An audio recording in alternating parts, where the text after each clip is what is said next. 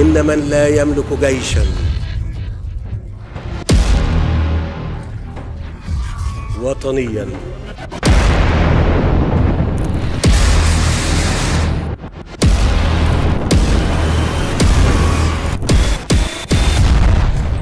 وسلاحا عصريا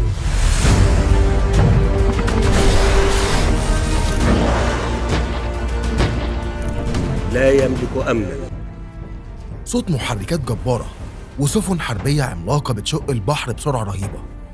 الموقف كله بيحسسك إنك في قلب معركة بحرية، لكن اللي قدامك مش مجرد استعراض، دي القوة البحرية المصرية اللي الكل بيراقبها. السؤال هنا، هل البحرية المصرية فعلا الأقوى في المنطقة؟ وهل عندها القدرة تسيطر على البحار وتفرض كلمتها في أي معركة؟ وليه العالم كله مركز معاها؟ إحنا هنا علشان نكشف أسرار القوة البحرية المصرية ونعرف ليه كل الدول بتراقبها عن قرب. ركز معانا في الفيديو وصدقني هتنبهر. بس الأول ما تنساش تعمل لايك، تشترك في القناة وتفعل الجرس علشان الحلقات الجاية هتكون أقوى. تميم تقول على مصر احنا انتصرنا على مصر، تنتصر مين؟ اقسم بالله لو تشيل بس الحدود يدش عليك الجيش المصري هي ساعتين. فراعنة هذول. قسما بالله اللي حيقرب لها لأشيله من فوق وش الأرض. أرضي وأنا حر، ولا تلومن إلا أنفسكم. عيب تتعامل مع ناس كبار.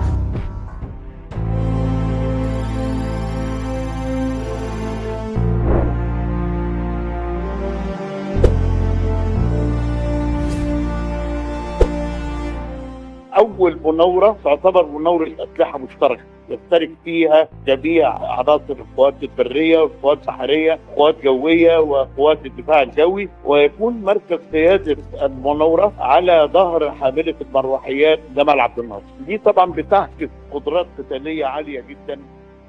من زمان القوى البحرية كانت دايماً عامل حاسم في أي مواجهة عسكرية. لو عندك بحرية قوية تقدر تحمي سواحل بلدك، تتحكم في طرق التجارة، وتكون قوة ردع لأي تهديد. ومصر بتاريخها البحري العريق فهمت المعادلة دي بدري جداً، وبدأت تبني أسطول بحري هو الأكبر في الشرق الأوسط وأفريقيا. تعالوا نرجع بالزمن ونعرف إزاي بدأت قوة مصر البحرية وإزاي وصلت لمكانتها الحالية. البحرية المصرية مش جديدة، ده تاريخ طويل بدأ من عهد الفراعنة لما كانوا بيستخدموا السفن الحربية لحماية نهر النيل والسواحل المصرية. لكن التطور الحقيقي بدأ في القرن العشرين، خاصة بعد العدوان الثلاثي 1956 لما مصر أدركت إنها محتاجة بحرية قوية تحمي سواحلها من أي تهديد. في السبعينات وبعد حرب أكتوبر 1973 مصر بدأت خطة شاملة لتحديث أسطولها البحري. وقتها اعتمدت بشكل أساسي على السلاح السوفيتي، لكن مع مرور الوقت بدأت تنوع مصادر السلاح، وده كان قرار استراتيجي بيديها مرونة في التعامل مع أي تهديد. النهاردة البحرية المصرية بقت واحدة من أقوى القوات البحرية في العالم، وبتحتل المركز السادس عالمياً من حيث عدد القطع البحرية، وده بيخليها القوة الأكبر في إفريقيا والشرق الأوسط. السؤال هنا، إيه اللي مخلي البحرية المصرية تخوف أي حد يقرب من مياهها؟ أسطول الرعب. إيه القطع اللي عندنا؟ القوة البحرية مش مجرد سفن كتير وخلاص، لازم يكون عندك تشكيل متكامل من القطع الحربية اللي تقدر تنفذ أي مهمة، سواء كانت حماية سواحل، ضرب أهداف بعيدة، أو تنفيذ عمليات إنزال بحري. تعالوا نشوف إيه عندنا في الأسطول المصري. حاملات الطائرات الهليكوبتر المسترال.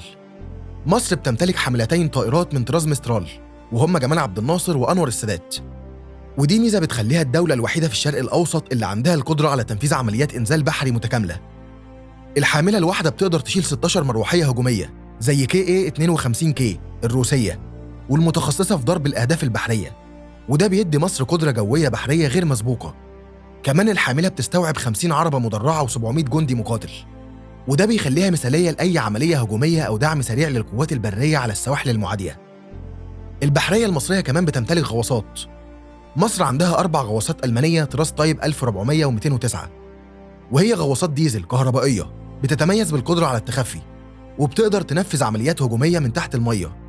وكمان الغواصات المصرية مسلحة بصواريخ هاربون UGM-84 القادرة على ضرب السفن من مدى يصل ل 250 كيلومتر، وده بيدي مصر قدرة هجومية مرعبة تحت سطح البحر. من المتوقع إن مصر تتوسع أكتر في قدرتها تحت المياه من خلال صفقات جديدة مع ألمانيا أو كوريا الجنوبية. الفرقاطات المصرية هي العمود الفقري للبحرية المصرية. البحرية المصرية بتمتلك 7 فرقاطات حديثة من طرازات مختلفة، أهمها فرقاطة فريم الفرنسية، ودي من أقوى الفرقاطات في العالم، ومسلحة بصواريخ أستر 15 للدفاع الجوي وMM40 لضرب السفن المعادية، و4 فرقاطات جويند 2500 فرنسية الصنع، تم تصنيع واحدة منها بالكامل في مصر داخل ترسانة اسكندرية، ودي نقطة تحول ضخمة للصناعات البحرية المصرية. فرقاطات ميكو M200 الألمانية، ودي فرقاطات شبحية متطورة مزودة بأحدث أنظمة الرادار والأسلحة المضادة للغواصات. مصر بتمتلك لانشات صواريخ هجومية من طراز أمباسادور MK3، وهي سريعة جدا وقادرة على تنفيذ ضربات دقيقة والهروب بسرعة قبل الرد عليها. اللانشات دي مسلحة بصواريخ هاربون بلوك 2 اللي مداها 280 كيلو متر، وبتقدر تضرب أي أهداف بحرية بدقة متناهية. اللانشات السريعة بتلعب دور مهم جدا في حماية السواحل وتنفيذ عمليات اعتراض السفن المعادية أو تعطيل خطوط الإمداد البحرية. سفن الإنزال والإمداد اللوجستي، مصر عندها كاسحات ألغام حديثة مهمتها تأمين الممرات البحرية من الألغام اللي ممكن تعيق حركة السفن. مصر بتمتلك سفن إنزال برمائية متعددة المهام قادرة على حمل الدبابات والمركبات المدرعة لدعم العمليات البرية على الشواطئ المعادية. أنظمة الدفاع الساحلي الصاروخية، مصر عندها منظومات دفاع ساحلي زي صواريخ باستيون بي الروسية اللي مداها بيوصل ل 600 كيلو متر، وبتقدر تغطي مناطق واسعة من البحر الأحمر والمتوسط، وده بيخلي أي سفينة معادية في خطر لو حاولت الاقتراب. كمان عندنا منظومات إكزوست SM39 اللي بتوفر حماية إضافية ضد السفن المعادية وبتعزز من قدرة مصر على فرض السيطرة البحرية. إجمالاً البحرية المصرية بتعتبر قوة لا يستهان بيها، مش بس بسبب العدد لكن بسبب التحديث المستمر والقدرة على تنفيذ عمليات هجومية معقدة، وبتخلي أي تهديد بحري ضد مصر مخاطرة كبيرة جداً لأي قوة معادية. السيطرة على البحر الأحمر، هل مصر قادرة؟ دلوقتي البحرية المصرية مش بس عندها العدد، لكن عندها كمان التكنولوجيا والتدريب اللي بيخليها من أكتر القوات البحرية كفاءة في المنطقة. القوات دي مش بس بتحمي المياه الإقليمية المصرية، لكنها كمان بتشارك في تأمين قناة السويس وبتنفذ عمليات لحماية السفن التجارية في البحر الأحمر والمتوسط. في التدريبات الدولية البحرية المصرية بتشارك مصر مع أقوى القوات البحرية في العالم زي أمريكا وفرنسا وروسيا والهند، وده بيعزز من كفاءة الضباط والجنود المصريين وبيخليهم على دراية بأحدث تكتيكات القتال البحري. إيه نقط الضعف؟ وهل عندنا حلول؟ رغم القوة الكبيرة للبحرية المصرية، في بعض التحديات اللي لازم نشتغل عليها، زي نقص الطائرات البحرية المقاتلة واللي بتقدر توفر غطاء جوي للسفن في العمليات القتالية بعيدة المدى. الحل هنا ممكن يكون في الحصول على حاملات طائرات أو تطوير التعاون مع سلاح الجو المصري لتوفير دعم جوي فعال.